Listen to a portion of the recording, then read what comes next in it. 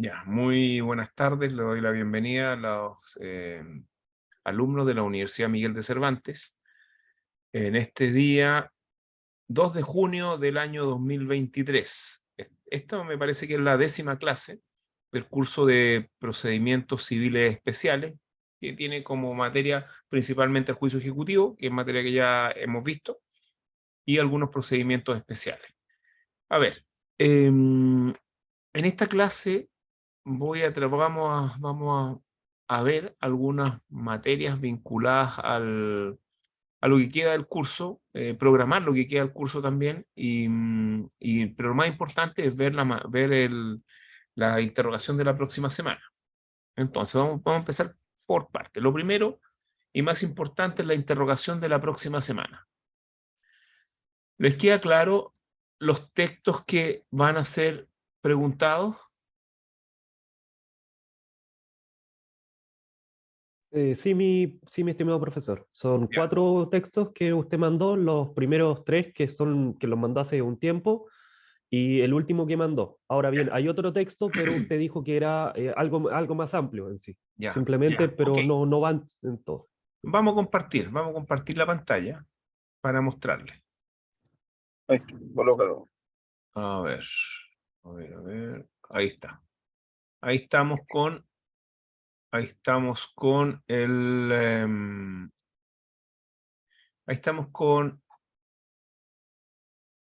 Classroom, ¿ya? Ahí ustedes lo pueden revisar el Classroom, ¿cierto? Entonces, ¿qué es lo importante del Classroom? En el Classroom, como ustedes pueden ver, aparecen todos los textos. Vamos a empezar por partes. Son 4 textos. El primero es este, que es un texto que tiene 2 páginas, que trata sobre la ejecución. Es un artículo, más bien una entrevista, hace bastantes años, 2000 algo, 2016 me parece que es, 2015, 2012 sobre la ejecución, cómo tiene que ser cómo es la ejecución en Holanda. Esto está vinculado al proyecto del año 2009 y al proyecto del año 2012, que tienen la misma forma de ejecución en todo caso. ¿Ya? Un texto que tiene 2 páginas. Después viene otro texto que es similar también en una entrevista a otro jurista, que tiene ¿cuánto? 3 páginas. 3 páginas, ¿ya? ¿Ya? Después viene un texto ya más complejo, porque es un artículo. Es un artículo que se llama Panorama de la Ejecución en el proyecto de Código Procesal Civil. Se refiere al proyecto del año 2009, hecha por el profesor Andrés Saldivia Bellman. Esto tiene sí, debe tener unas 32 páginas. ¿Eh? Este ya es más complejo, porque analiza el proyecto, pero de manera también, si bien el profesor lo dice que es de manera superficial, no creo que no, estas 32 páginas no son tan superficiales, a mi modo de ver. ¿Ah? Entonces ahí está, ¿ya? 32 páginas. Ok. Después viene,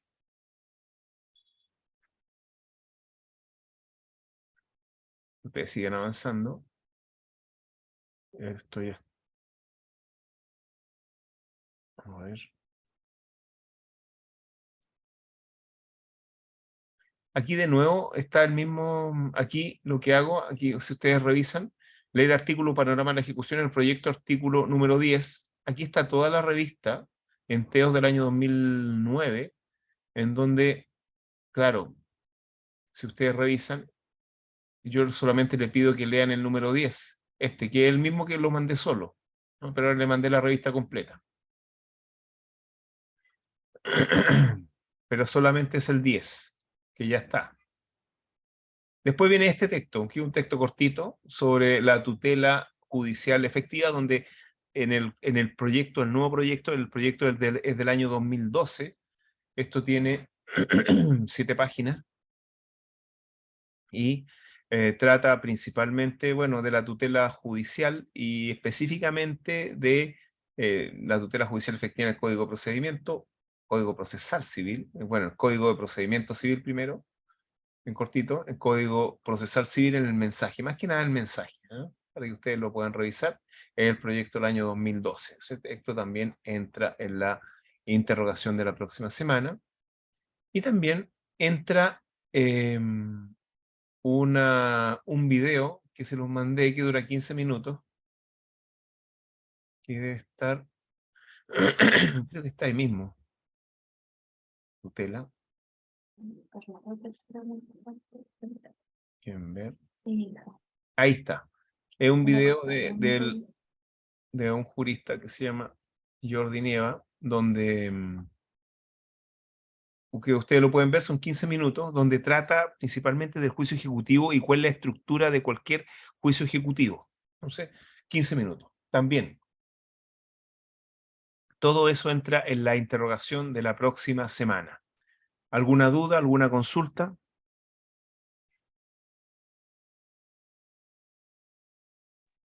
Profesor, ¿Sí?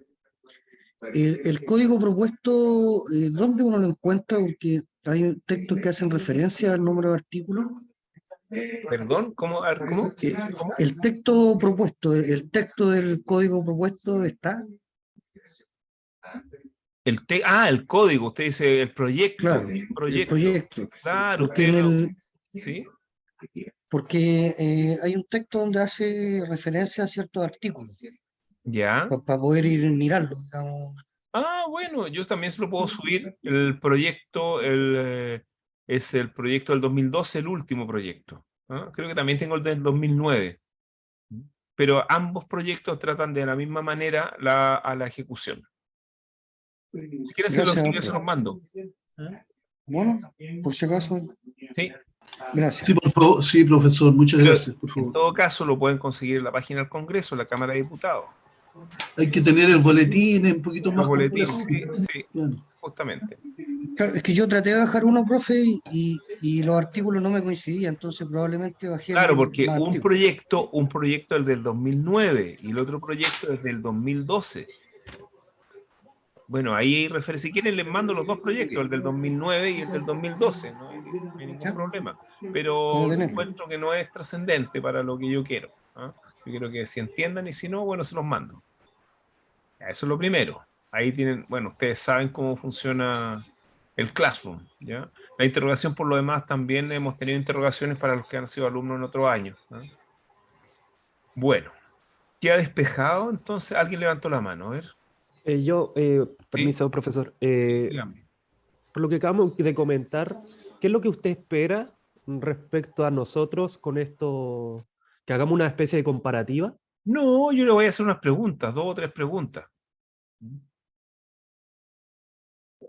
Así de sencillo. Yo le podría preguntar, a ver, cuénteme esto del oficial de ejecución, de ejecución.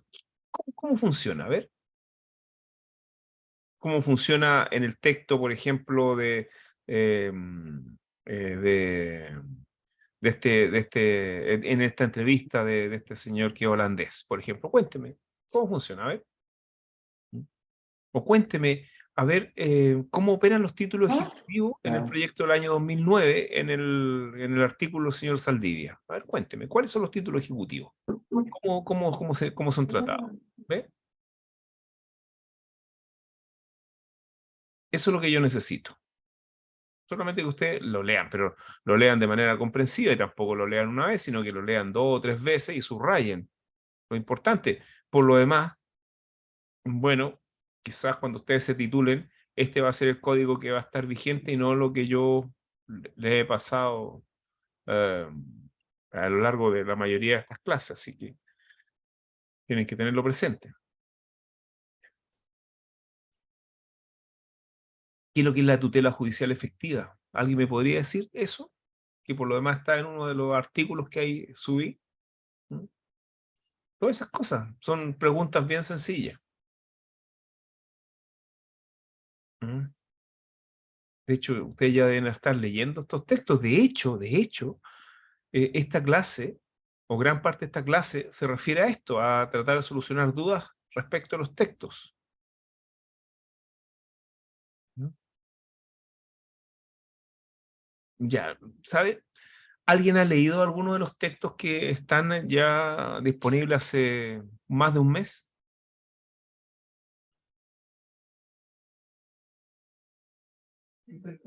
¿Ah? Sí, profesor, yo lo digo una sola Ah, vez. ya. ¿Y aquí leyó? ¿Qué leyó? Mire, leí los artículos creo que la semana pasada y hoy día ¿Ya? hice la primera lectura del Ah, ya. texto, el numeral 10, digamos. Ya, ¿y qué le pareció? Bien, tenía algunas dudas ahí que las anoté, ¿Ya? ¿Ya? que quería ver si se podía compartir. Ahora no sé si las Ujú. dudas van de acuerdo a la profundidad que va a tener en en la A prueba, ver, digamos. plantéeme las dudas para que conversemos. A ver.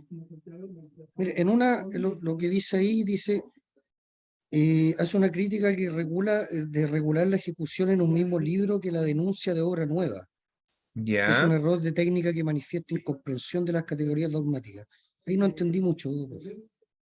Bueno, a ver. Perdón, profesor, ¿alguien tiene el micrófono encendido? Se escucha una voz atrás. Ahora no.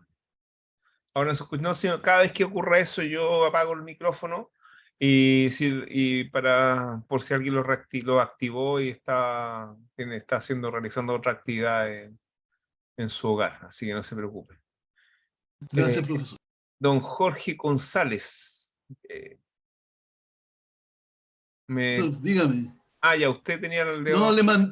Ya. no, no, sí, fue una Ya, reacción ahí con ya, el dedo listo. para arriba. Sí, ya. Mire, eh, efectivamente, claro, la técnica legislativa tiene que ver con muchas cosas y principalmente en este caso, lo que plantea el compañero, el alumno, es que eh, el lugar donde esté una institución o una materia tiene mucho que ver con la interpretación que se hace de la misma institución.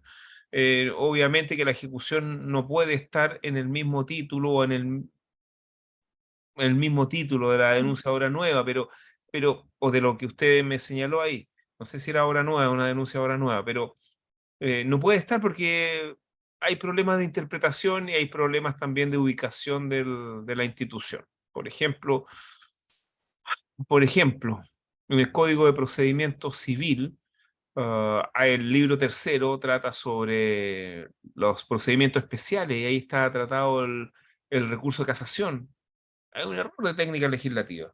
Debía haber, como por ejemplo ocurre en el Código Procesal Penal, que los recursos estén tratados en un libro especial. ¿Ve? A eso se refiere. A eso se refiere el profesor Saldivia cuando dice eso. Gracias, profe. Ya. ¿Alguien le ha parecido? Otra. Sí, a ver. ¿A Es alguien que le ha el parecido? compañero había dicho que tenía varias Sí, consultas sigamos. y como uno de los pocos que lo ha leído, a Sí, lo mejor a le ver, puede servir al resto. a ver. ¿Alguien más? ¿Saben? Vamos a hacer una cosa. Les voy a pedir, les voy a pedir que voy a dar media hora para que lean eh, la tutela judicial efectiva y, y, y los tres, y estos tres artículos pequeños, digamos esto, a ver,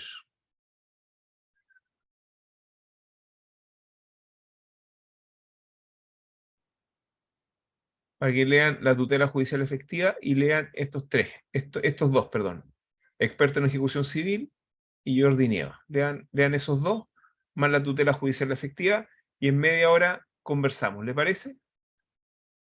No, mejor en menos, porque realmente esto se lee en menos.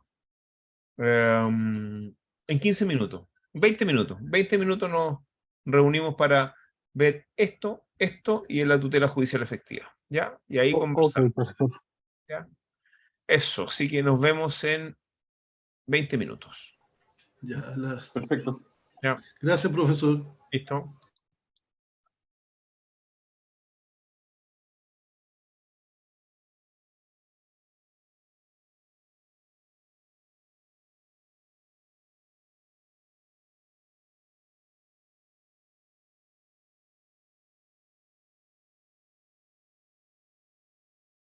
Igual, Sí, igual profesor. son un poquito, Ya. no son muy largos, pero son densos, ¿ah? Hacen afirmaciones de cosas que a Entonces, lo mejor bueno, no son. empecemos por los primeros dos textos, que serían estas entrevistas.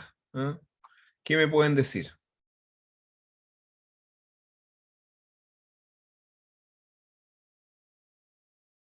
¿Me escuchan? Sí, Sí, profesor. Ya, por listo. ¿Qué me, supuesto. qué me pueden decir entonces? ¿Mm? Por ejemplo, vamos por partes. Profesor, Vamos a compartir la pantalla para profesor, que sepamos de qué estamos hablando. profesor, Este, para sí, comenzar, sí. lo que me llamó la atención fue lo del oficial de ejecución, o traer esa idea acá a Chile. Pero eso Ya. sería como un ente privado. Bueno, es una mixtura. Algunos son, a ver, algo así como los receptores. ¿Ah? Tiene algo así también como los mediadores, que tienen una designación oficial, pero que son fundamentalmente remunerados por las partes. En este caso por el ejecutante.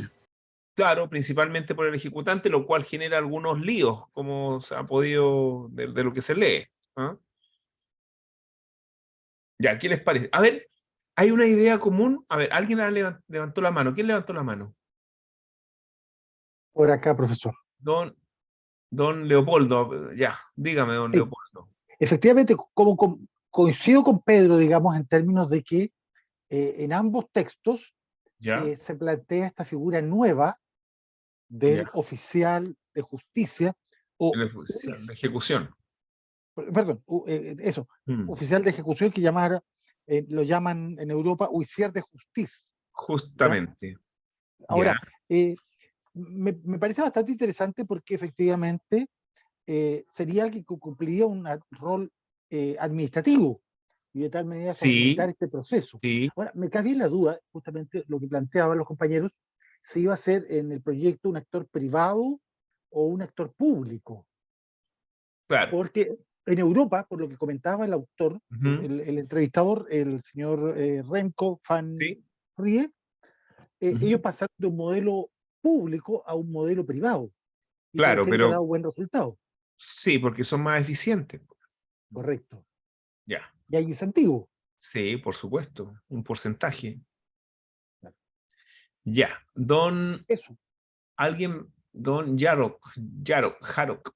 ¿Mm? Es que yo había levantado la mano, pero sucede que tenía otros temas que, Ujú. claro, estamos viendo el tema esto de la ejecución, ¿no? Ya. Pero yo estaba leyendo, por ejemplo, el certiorari, Ah, pero certiorari, ojo, que miren, ¿sí? eso es otra cosa importante, porque, porque me di cuenta, bueno, y resulta evidente que vamos a dejar de compartir y resulta evidente que aquí, acá, en esta entrevista, si ustedes pueden revisar, la gran parte no se refiere a la ejecución propiamente tal, sino que se refiere a otras cosas, al proceso en general. Pero en la última, pero acá, de aquí en adelante, se está refiriendo a lo que queremos hablar. Son todas esas líneas solamente, todo eso. Así que no nos vamos a referir a lo otro, porque lo otro debiéramos referirnos en el curso de recursos, pues. ¿Mm? Y no estamos en recursos, estamos en procedimientos civiles especiales. Así que eso es lo que ustedes tienen que revisar respecto de esa entrevista. ¿Ah?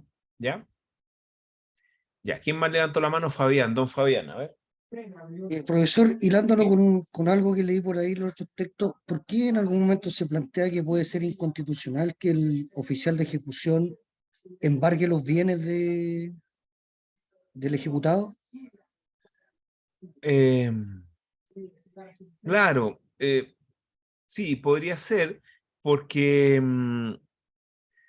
el embargo de bienes implica obviamente una limitación al derecho de dominio, y el derecho de dominio en general y las garantías constitucionales pueden ser solamente amagadas o limitadas por una resolución judicial y por un juez. Sin embargo, En este caso, no se deja fuera la tutela judicial efectiva o del amparo jurídico al derecho de propiedad que tiene el ejecutado respecto del bien incautado o embargado por parte del oficial de ejecución, porque él puede recurrir a la justicia para limitar este embargo o para dejarlo sin efecto incluso. Entonces, por ahí puede haber un problema de, de de constitucionalidad, pero yo creo que eso se supera con esta posibilidad que tiene de recurrir a la justicia. Y lo otro que el oficial también puede imponer multas. Claro, Usted eso también ahí- sería una posibilidad porque, bueno, de hecho, si ustedes revisan el Código de Procedimiento Civil actual, en el artículo, me parece que el 238, cada vez que una resolución judicial no tenga una forma específica de cumplimiento, se aplican las multas y los arrestos. Entonces, es una suerte de símil. Por lo demás, no hay intereses, muchas veces también tienden a ser considerados como una sanción frente al incumplimiento, no solamente el valor del dinero. Claro, y lo último, profe, respecto al oficial de ejecución, ahí se plantea también en los textos que él puede también administrar ciertos bienes que son embargados por empresas. ¿No habría ahí un Claro. conflicto de intereses? ¿En qué sentido? ¿Dónde está el No sé, conflicto? porque que él mismo administra ciertos bienes de privados, digamos, ¿Ya? o no sé cómo es bien la figura, quizás no la entendí bien. ¿Ya? ¿Ya? ¿Y? No, es que como él ejerce una función que la dejaron bien delimitada, él también ejercer un tema de administración de bienes como un síndico también le dan Justamente, como esa bueno, ya, función. con un liquidador, efectivamente, sí, esto es una mezcla entre un receptor y un administrador, en cierta medida. Un administrador, Ok, digamos, en el sistema actual de liquidación. Un liquidador podría ser también. Pero es interesante porque a estos oficiales de ejecución no solamente le dan estas funciones de embargar, de vender, sino también de ubicar bienes, pues. Y aquí hay una cosa bien interesante. Bueno, aquí ustedes pueden leer todo esto, pero hay una cosa, aquí miren, dicen cómo funciona en España, etcétera. Pero aquí hay algo sumamente interesante que tiene que ver con las actuales, con la reforma actual a todo el sistema de cobro de pensiones alimenticias, en donde existe una libre investigación de los bienes del deudor de pensión alimenticia. No sé si ustedes se han adentrado en esa reforma, pero ahora el tribunal, el juzgado de familia puede investigar los bienes del, del, digamos, del deudor de pensión alimenticia y no solamente investigarlo, sino que puede echar mano, una vez que ya están investigados en todas partes, por las bases de datos que existen a nivel nacional y que no se utilizan para ubicar bienes porque no estaban dadas las atribuciones, por lo menos a la justicia, en este caso de familia, pero que actualmente es una herramienta muy potente y no solamente eso, una vez ubicados los bienes, es posible, bueno, embargarlo y rematarlo o liquidarlo, e incluso más. Actualmente existen ciertas categorías de bienes que son los dineros en los fondos de pensiones, en la AFP, en donde también se pueden destinar al pago de pensión alimenticia, dependiendo del tiempo que le quede para jubilar al deudor.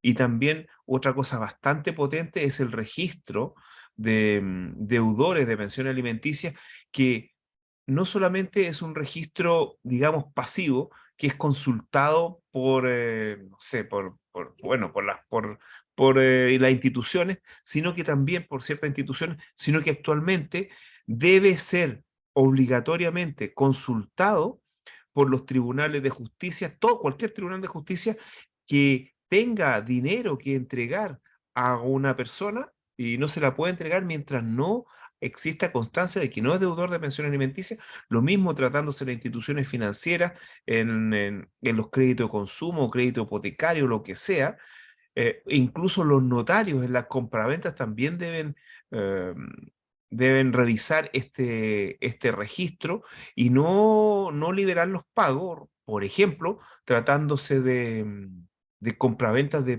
propiedad o de derechos sobre propiedad. Entonces, tenemos una batería muy potente de mecanismos jurídicos que ya están reconocidos en nuestro ordenamiento y están vigentes, que están vinculados al oficial de ejecución. Entonces, no es algo tan alejado actualmente en la existencia del oficial de ejecución. Bueno, don Yarok.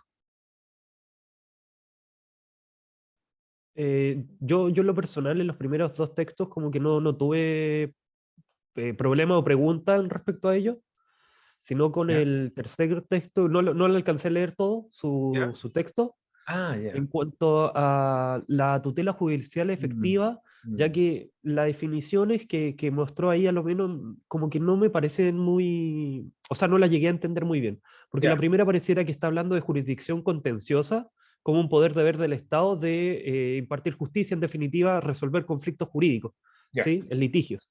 Y en el Sí, segundo caso que apareciera que habla como del derecho de acción. ya. Bueno, lo que pasa es que la tutela judicial, y si uno le agrega efectiva, no es solamente este derecho para acudir libremente a la justicia, sino que este camino que se elige, que es obviamente el jurisdiccional y que es el camino que a nadie se le puede negar, sea también efectivo. Es decir, que en definitiva, concurrir a la justicia no me cause perjuicio y que realmente pueda obtener lo que yo estoy pidiendo.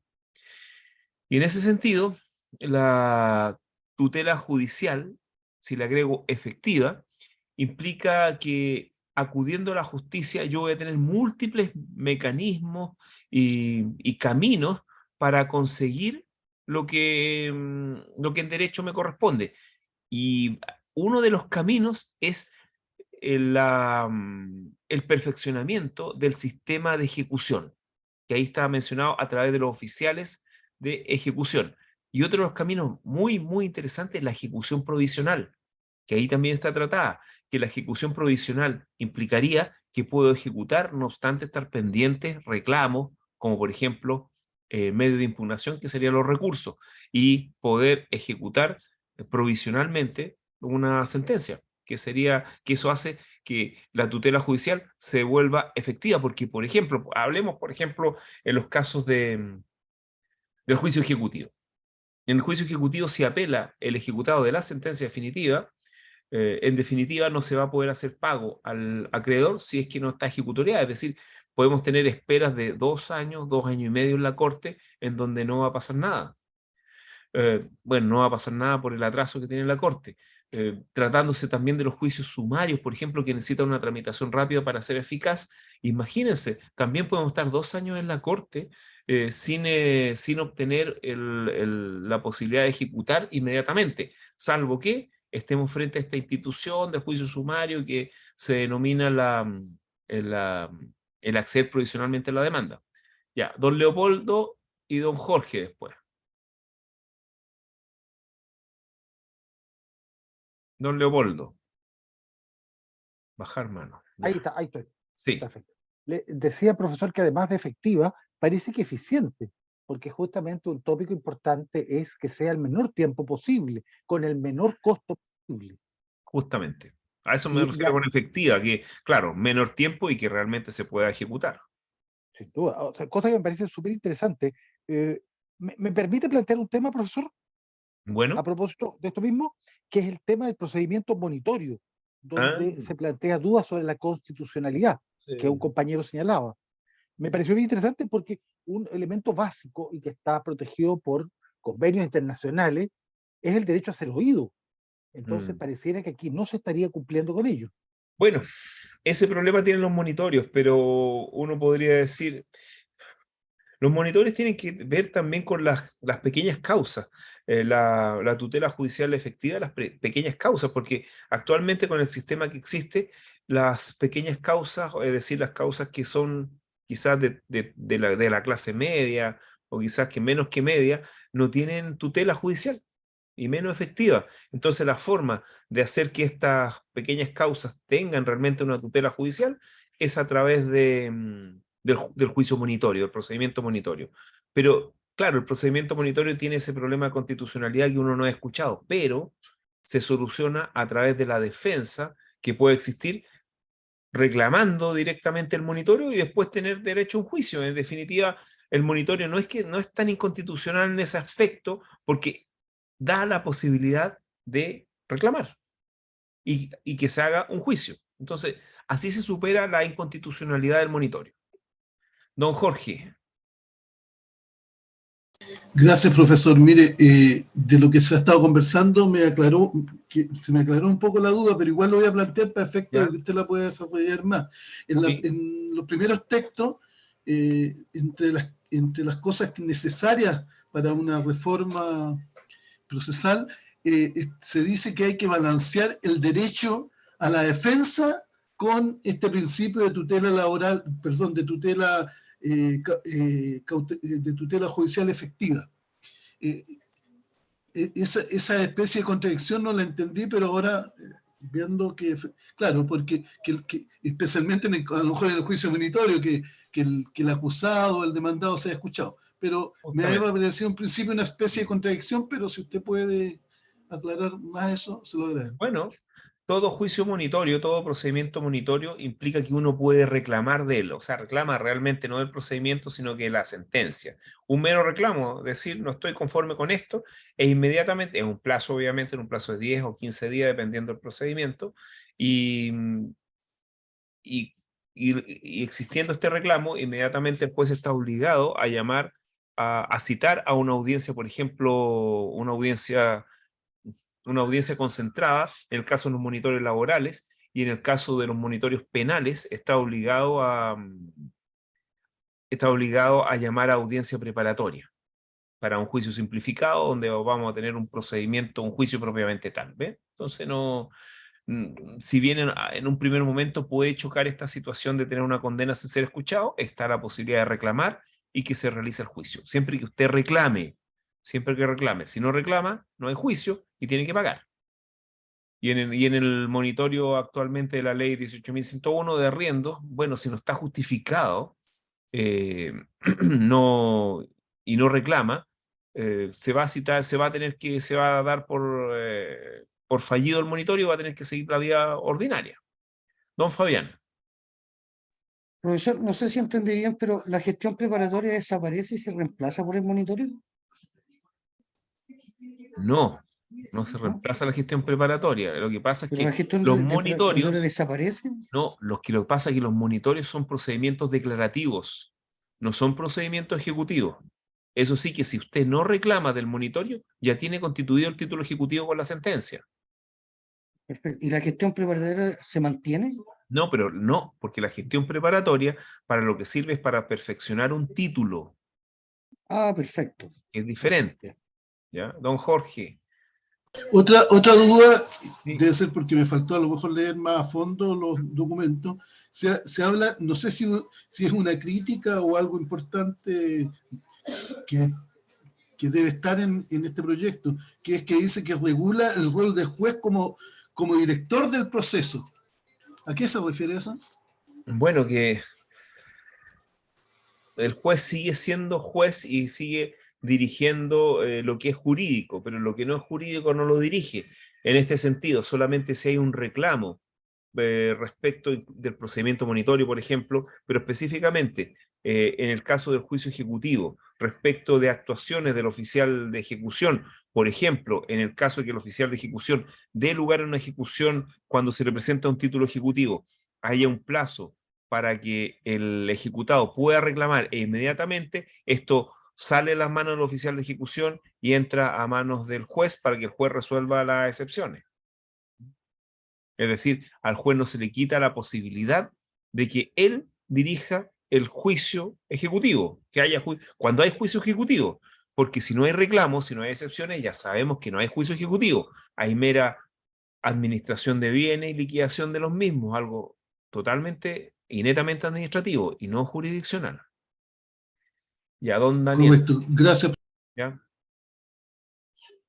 Profesor, yo tengo más que una pregunta, es bueno, no sé, una pregunta, pero es como, no logré plantearme de qué forma, hay uno de los autores del texto que usted había proyectado recién, que plantea la importancia de la institucionalidad de los países para poder implementar estos efectos. Él como que Sí. dice, no se requiere referir personalmente a ninguno, pero esta institucionalidad efectivamente está tan bien planteada en Chile como para implementarlo, porque yo sigo con el temor de que esto se transforme en la herramienta armada de las casas comerciales, que son las que pueden pagar de mejor manera a estos actores, a estos nuevos actores del proceso. Buena pregunta, muy buena pregunta, porque en otro texto, en el otro texto, aparece que esto de la privatización o total privatización de los oficiales de ejecución ha hecho que haya una identificación entre el ejecutante y, y el, y el, y el, y el oficial de ejecución. Es decir, como que son socios en esta cuestión y sin defender los derechos o sin, no sé si está para defender los derechos, pero sin comunicarle la posibilidad o los derechos que tiene el ejecutado al respecto. Miren, a ver, hablemos primero de la institucionalidad. Bueno, usted no sé si saben, en Chile existe una institucionalidad bastante robusta para ser un país subdesarrollado. Eso no sé si para ser, porque hay que tener claro que somos un país subdesarrollado, no somos un país desarrollado. Y tenemos una institucionalidad bastante maciza, sólida, y que se demuestra en situaciones que le puede pasar a mucha gente. Por ejemplo, eh, basta que ustedes vayan al conservador de bienes raíces para que sepan o para que puedan ubicar al propietario de un bien raíz y lo identifiquen completamente. Basta que las instituciones concurran al Servicio de Impuestos Internos para que tengan toda su información, no solamente tributaria, sino que muchas veces sus domicilios, los bienes que están a su nombre, las sociedades, etc. Basta que ustedes recurran, por ejemplo, al CERVEL o que recurra, por ejemplo, una institución, un juzgado, para que también revise su domicilio, el último domicilio que tiene. Basta que, por ejemplo, ustedes consulten, que me ha tocado consultar en la Comisión de Mercado Financiero, para que ustedes puedan revisar cuántas, o sea, las cuentas corrientes, depósito a plazo, fondos mutuos que tenga alguna persona, sobre todo cuando se trata de posesiones efectivas, si uno actúa con poder de un heredero, más el certificado de función del causante, en la Comisión de Mercado Financiero ustedes le informa todos los instrumentos mercantiles o depósitos, etcétera, bancarios que tenga el causante. Entonces, imagínense. Y como se hace a través de los tribunales de familia actualmente, que posteriormente le puedan pedir al banco incluso hasta los movimientos de sus cartolas. Entonces, es una institución realmente, tenemos una institucionalidad como para que esto pueda funcionar. Y respecto del otro tema, ustedes también tienen que tener presente de que en un sistema normal, las deudas tienen que ser pagadas. Ahora, una cosa diferente es que se presione indebidamente al deudor, pero las deudas tienen que ser pagadas. Claro, sí, ya. No sé si yo con esto lo he orientado un poco. Sí, profesor. Sí, Sí, bastante. profesor, sí. Ya. Hay una persona que me pregunta por el... bueno, también en el chat me dicen que también de los finiquitos, efectivamente, cuando uno va a firmar un finiquito y dejan un cheque o dinero o un valevista, etcétera, en una notaría, también los notarios están obligados a informarse acerca de de si es deudor de pensión alimenticia, si es deudor le va a retener el cheque, va a informar al juzgado, etcétera, tantas cosas, ¿no? Y bueno, y también, sí, también me indica otro alumno que en el texto también hay una mención a la calificación de o formación profesional o técnica que van a tener estos oficiales de ejecución, que efectivamente hablan del bloque del este, es decir, del, de la ex cortina de hierro de los países comunistas, del bloque comunista de antes de los 90, que ellos también tenían oficiales de ejecución y se da una menor eficiencia, mientras menos educación, menos eficiencia en la cobranza. Aparte también una cosa importante es, bueno, ya saben, si el deudor no tiene para pagar, bueno, puede declararse fallido y puede reorganizarse también y entregar sus bienes, hacer cesión de sus bienes y reorganizarse y empezar de nuevo, que también hace una ley que tiene ya harto tiempo en Chile. Ya. Don Fabián, a ver. Profesor, finalmente la ejecución quedaría como en el ámbito administrativo y la parte Justamente, incidental sería la jurisdiccional. ya, mire. Bueno, ese es podríamos decir que el nervio eh, de lo que le estamos planteando. Si de la la reforma. ejecución, de lo que estamos planteando respecto a la ejecución, y específicamente de la ejecución en el Código Procesal Civil, en lo que se quiere plantear como reforma.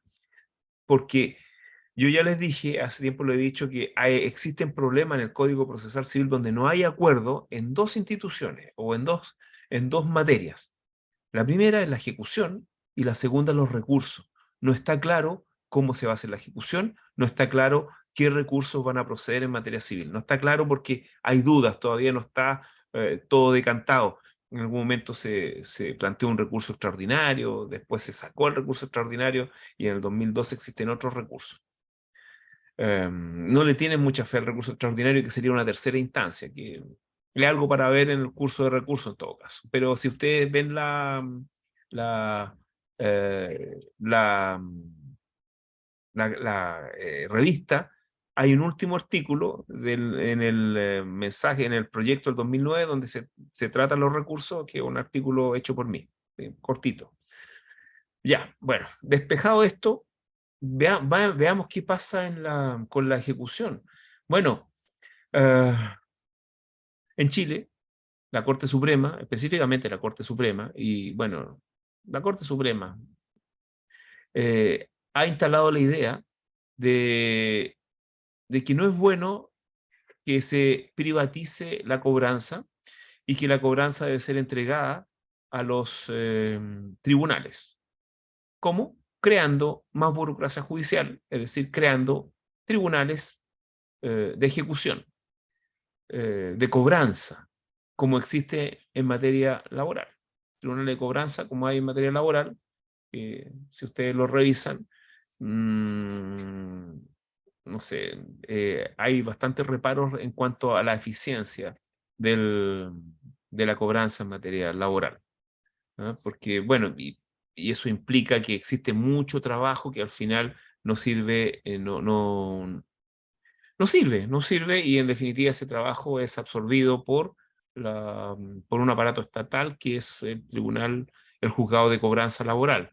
En cambio, si lo hiciera un em, un ente privado, bueno, todo ese trabajo perdido sería pagado por el propio ejecutante y el ejecutante también decidiría cuándo conviene cobrar, invertir para cobrar o lisa y llanamente no invertir y dejar esa deuda como incobrable. ¿Ven?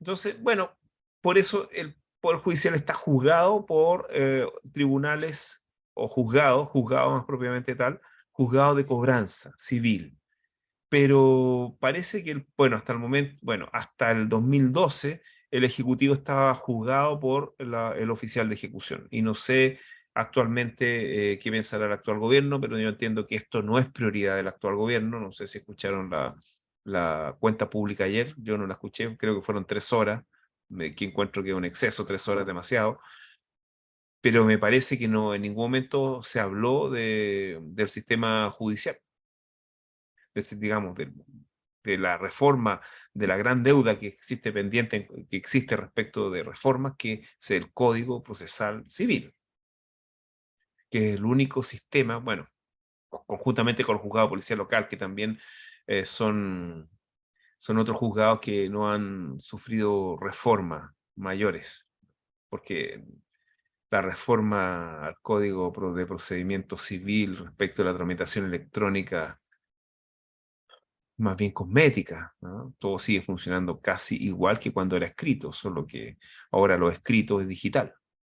Bueno, duda, otra consulta? Lo último, profe Fabián, Mecayo. a ver, Respecto a lo, podríamos decir, o no sé si estoy interpretando mal, que ¿ya? los momentos jurisdiccionales se les saca al tribunal la última parte de ejecutar los juzgados. Interesante lo que está planteando, porque no es tan así, porque recuerde que actualmente en el sistema que tenemos, realmente los tribunales no realizan labor jurisdiccional en cuanto a ejecutar los juzgados, solamente son, podríamos decir que son auxiliares de la actividad del receptor o de la misma parte. Realmente si uno habla de ejecutar los juzgados, entendemos que hay un uso de la jurisdicción en dos aspectos, en dos ámbitos. Por una parte, resolver las excepciones, que se plantea un nuevo juicio en la ejecución, y por otra parte, dar las autorizaciones que constitucionalmente son necesarias para disponer del patrimonio, de los bienes cualquier persona. Y en ese caso, en ambos casos, la existencia del oficial de ejecución no implicaría que el ejecutado no pueda defenderse oponiendo excepciones y que sean resueltas por el juzgado que corresponda, juzgado civil o especial que corresponda, y por otro lado, que el oficial de ejecución no deba recabar las autorizaciones necesarias para limitar o perturbar o amenazar el patrimonio, los bienes del ejecutado, ¿ah? Entonces, no, tampoco se estaría perdiendo la función jurisdiccional de ejecución por parte de los juzgados. Gracias, profesor. ¿Ya? Creo yo. Don Daniel, pero antes ya lo que había levantado la mano, pero después la Sí, bajó. sí. Ah, disculpe, Sí, mire, lo que pasa es que como estamos planteando esto dentro de la revista, bueno, comentaba de que podría ser semi-privado, ¿ok? ya, Entendiendo que también es un tema de carácter administrativo, justamente. ¿ya? Bajo esos términos deberían seguir el tema del principio de probidad administrativa, en Bueno, ese caso, pero por supuesto, porque si estos oficiales de ejecución tienen un nombramiento, podemos decir, oficial, como por ejemplo lo tienen los mediadores, como lo tienen los liquidadores, etcétera, que dependan del Ministerio de Justicia, obviamente que deben responder a principios administrativos de probidad, transparencia, etcétera, eficiencia, eficacia, buena fe procesal, en este caso. a mí con todo lo que hemos hablado, considero que es muy buena el tema, digamos, la reforma en cuanto a la eficiencia y eficacia de la realización de la ejecución. Sin embargo, el tema de que sea semi-privado me complica, yo considero que complica las cosas. O sea, perdón, si fuera privado complicaría mucho las cosas por un tema de conflicto de intereses. Si fuera Sí. público, como usted Mm. dice, hay un tema de burocracia y que vamos a empezar lo mismo como decía, en tema laboral, ¿sí? Pero si es semipúblico, podría haber tal vez una cabida, en especial si se realizan, digamos, muchas, digamos, instituciones tal vez, Ujú. o muchas, no sé, para llamarlo de alguna forma, ya empresas, en donde hayan, como van a haber muchos, significa que se va a poder, digamos, resolver más rápido, ¿se entiende? Por cantidad. Ujú. Me parece bastante buena la idea, mi estimado. Sí, bastante bueno. Sí, lo importante es que tengan responsabilidad y se pueda recurrir a ello. O sea, haya un mecanismo rápido y eficiente para hacer efectiva la responsabilidad frente al mal comportamiento de estos oficiales, ¿no? Y es bueno que sea semi-privado o semi-público en el sentido de que exista un nombramiento, y que puedan perder su nombramiento, como los martilleros cuando realizan actividades, por ejemplo, fraudulentas, etcétera, o que puedan, Y, también ser sancionados administrativamente con suspensión, etcétera. y con todo, tanto, digamos, profesional, abogado que hay actualmente, o al licenciado en ciencias jurídicas, en cuanto a lo que comentaba, no me acuerdo cuál de los dos entrevistas, de que tenían que tener una determinada formación. Entonces se podrían aprovechar muchos, o sea, aprovechar muchos profesionales que hay hoy en día en esta Dando materia. vueltas. Claro. Pero no solamente abogados, sino contadores, no sé, ingenieros comerciales, quién sabe. Bueno, quién sabe. Tantos profesionales vinculados al ámbito económico, no solamente jurídico. Don Daniel. Profesor, ya entrando en materia, suponiendo que esté funcionando hoy día. Ah, Dos preguntas. La primera, ¿se debería o está pensado establecer alguna superioridad jerárquica sobre estas personas? Me refiero en términos de poder hacer una reclamación posterior, que tenga alguna estructura donde hacer el claro, reclamo.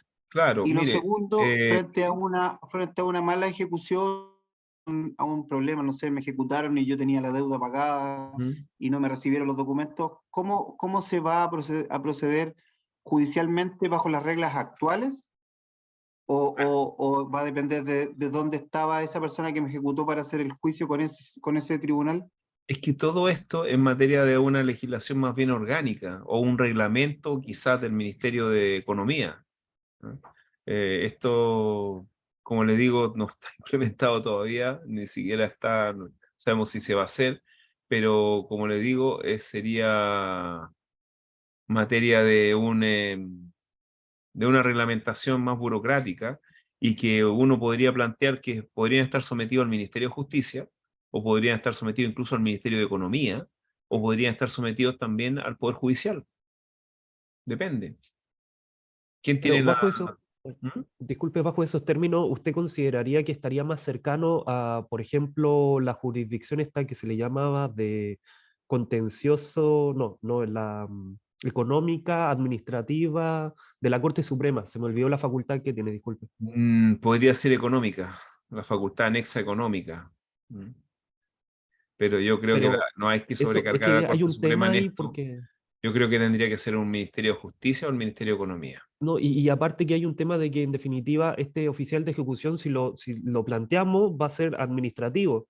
Por lo tanto, el tribunal que esté, digamos, a cargo tal vez de supervisar o dirigir, ya en caso de conflicto, ese claramente está bajo la supervisión de esta facultad de la Corte Suprema.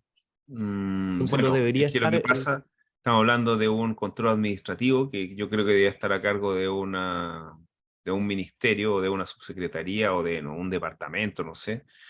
Y el otro, el control jurisdiccional, es diferente. Por lo demás, alguien me hablaba también de los controles y las sanciones. Bueno, lo mismo, por ejemplo, respecto a los martilleros pueden perder su oficio si actúan mal. También hay delitos, he conversado con unos colegas que existen unos delitos especiales respecto a los martilleros. Cometen ciertos delitos que solamente pueden cometer ellos, que es apropiarse los dineros. Entonces, también se podría crear alguna legislación penal al respecto para proteger la actividad. Entonces hay harto paño que cortar aquí. Muchas cosas. ¿Ven? ¿Se dan cuenta que cambia la clase cuando ustedes leen los materiales? Que la clase se hace mucho más rica que cuando yo solamente les digo cosas que yo no sé si es que son importantes, pero cuando ustedes leen y tienen dudas, hay mayor participación, existe una mayor dinámica. Y aparte, por lo demás, los textos eran interesantes, no son textos no son textos aburridos, son textos interesantes que, en definitiva, puede ser que cambien todo el sistema de cobranza actualmente existente. ¿Quién sabe? Bueno, ¿otra duda, otra consulta? Yo, mi estimado profesor, Sí. disculpe, sabe que en su texto, a lo menos, nombró el tema de la tutela judicial efectiva, y Sí, esta la tengo hace tiempo, se me olvidó preguntarle, disculpe. ¿Qué es la tutela cautelar efectiva? Porque esa no la define ahí, tengo, por ya. lo que Lo vi. que pasa es que, bueno, la tutela judicial primero es poder recurrir libremente a un tribunal para que el tribunal lo escuche, etcétera, y resuelva. En definitiva, esa es la tutela. Ahora, una cosa que lo escuche y resuelva es una cosa complementaria a que lo que se resuelva se cumpla de manera eficaz o eficiente. Esa es la tutela judicial efectiva. Pero también existe la tutela cautelar, es decir, eh, que es complementaria al proceso en definitiva. Es decir, no basta con que yo tenga derecho a asistir, a ir a un tribunal y que el tribunal me escuche y que en definitiva obtenga lo que estoy pidiendo porque tengo razón, obviamente, porque estoy amparado por el derecho, sino que también mientras transcurre el plazo del proceso declarativo, yo tenga la posibilidad de asegurar el resultado del proceso a través de la tutela cautelar efectiva. Es decir, que las medidas cautelares cumplan su misión y sean suficientes también para cumplir su misión. Incluso eh, hay algunos que han ido más allá todavía y han hablado de la jurisdicción cautelar. Es decir, no solamente la jurisdicción propiamente tal, sino que esa parte de la jurisdicción que tiende al aseguramiento del resultado y que debe ser desarrollada en vista de la gran agilidad que tienen actualmente la economía y la forma de transferir los bienes y deshacerse de los bienes y realmente crear, no sé, personas jurídicas, otras personas jurídicas o incluso triangular bienes, etcétera. Y para eso necesitamos una tutela judicial cautelar efectiva y una que está acompañada o está o debe ser resuelta por esta jurisdicción cautelar. Y hay varios caminos, no solamente las medidas cautelares, sino que esto de lo que hablo, que es la jurisdicción, perdón, es esto, ¿cómo se llama? La ejecución provisional. La ejecución provisional que no está muy desarrollada, bueno, está nada desarrollada en Chile, pero en otros países sí. ¿Ya? En palabras simples, ¿qué implica esa ejecución provisional? Significa que la interposición de los recursos no sea obstáculo para ejecutar en ciertos casos y bajo ciertas condiciones el fallo. Así de sencillo. Si es posible un ejemplo, profesor. Bueno, por ejemplo, en el caso de el acceder provisionalmente a la demanda. O en el caso de, por ejemplo, en la ley 18.101, en la ley de arriendos, en donde usted, no obstante que el arrendatario presente algún recurso, usted puede ejecutar el fallo. No obstante haya una apelación pendiente. Gracias, profesor. ¿Ve? Bueno, yo creo que estamos más... Doña Patricia, a ver. La escucho. ¿Se escucha ahí? Sí, Buenas tardes, profesor. buenas tardes. En relación al oficial de ejecución, profesor, ¿vendría siendo un ente preventivo antes de que llegue la deuda, por ejemplo, a la Superintendencia de Insolvencia y Reprendimiento, antes de que el deudor se haga insolvente, poder evitar eso? Bueno, bueno, esto de la insolvencia tiene que ver con la liquidación, más bien más bien comerciales. Cuando hablamos de la persona, del oficial de ejecución, estamos hablando de la deuda de las personas normales, de los ciudadanos, no de las empresas. Pero también podría ser de la empresa, pero fundamentalmente esto apunta podemos decir, a las personas naturales. ¿Ya? Aquí me Pueden pregunto. acudir a la Superintendencia y liquidar sus bienes para no pagar las deudas. Ah, eso es otra Claro. cosa, como la quiebra individual, la quiebra, Claro. la liquidación. Sí, se Entonces, puede, ya efectivamente. tendría este preventivo llegar. Bueno, efectivamente en ese caso uno estaría liberado al juicio ejecutivo, Ujú. porque uno hace una suerte de convenio con los, se adelanta la situación, hace una suerte de convenio, entrega todos sus bienes y bueno, ya no es sujeto de ejecución y ahí verán los acreedores qué hacen con esos bienes si es que hay. Claro, generalmente no. Sí, claro, lo que Muchas aquí, ¿sí? Ya. Bueno, lo que aquí tiene una pregunta y efectivamente sería así. La pregunta es que esto de la ejecución provisional implicaría que se puede ejecutar, que la regla general sea que se pueda ejecutar, no obstante estar pendiente de los recursos, y excepcionalmente que se pueda, que se suspendan los efectos de la ejecución por la interposición de los recursos. Claro, por ahí va el cambio de, podemos decir, de paradigma. Bueno, yo creo que hemos hablado suficiente y ya van a ser las 9 de la noche y seguramente ustedes tienen que descansar o seguir leyendo los textos. Recuerden que hay varios textos y hay un video que tienen que ver. Entonces, en estos 15 minutos, les recomendaría que vieran el video y damos por concluida la clase hoy día. ¿Ya? Gracias, profesor. Gracias, profesor. Buenas noches. Ok. Profesor, Muy buenas noches. Que estén noches. bien. Buenas Chao. noches, Buenas noches, chicos. profesor y Chao. compañeros. Buenas noches, muchas gracias.